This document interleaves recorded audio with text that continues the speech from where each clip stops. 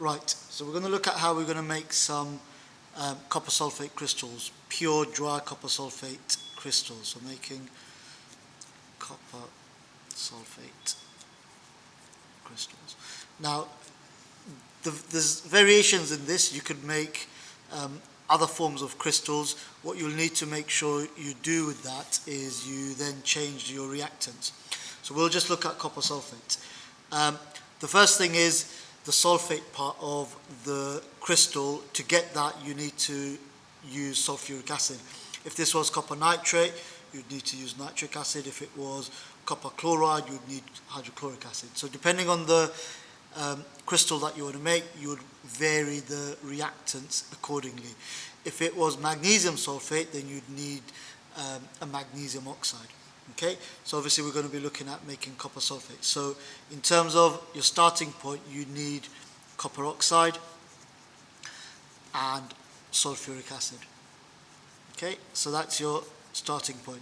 Now, the few key words that you need to make sure you use in order to access all the marks. Copper oxide needs to be added. So copper oxide added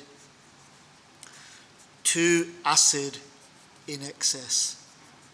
Okay, so you need to add copper oxide in excess in order to make sure that all the acid has reacted. Sometimes they ask you questions on why can't you have excess of sulfuric acid, and the main reason why you can't have excess of sulfuric acid is because you can't get rid of that excess sulfuric acid, whereas with copper oxide, when you've added excess, it will stop dissolving and therefore you can get rid of it.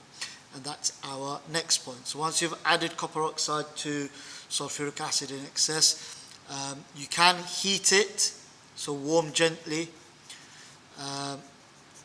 When you warm the solution gently, that allows you to add more copper oxide. So it gives you an opportunity to add even more copper oxide.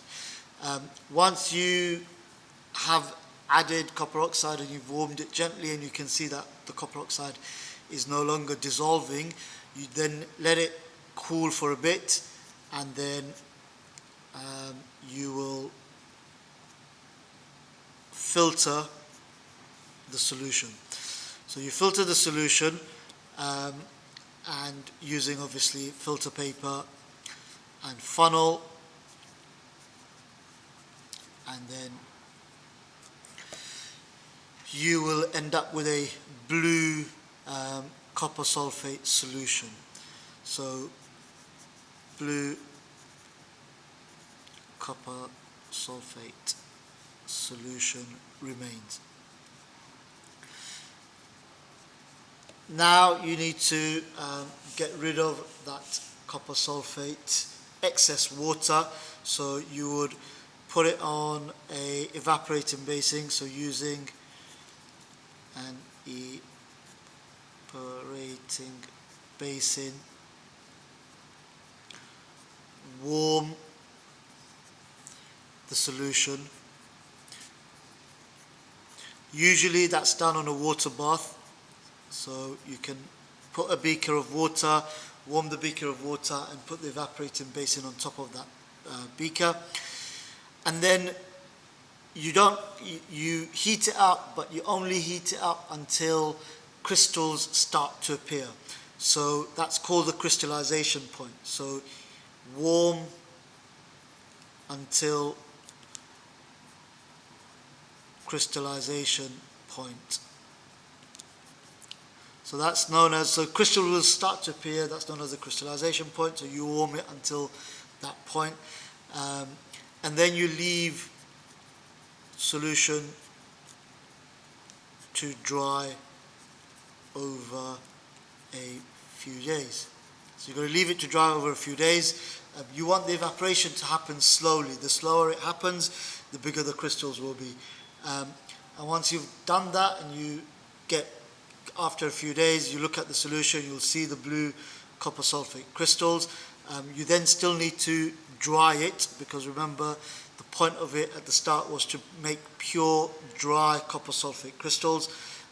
So dry using filter paper or tissue paper,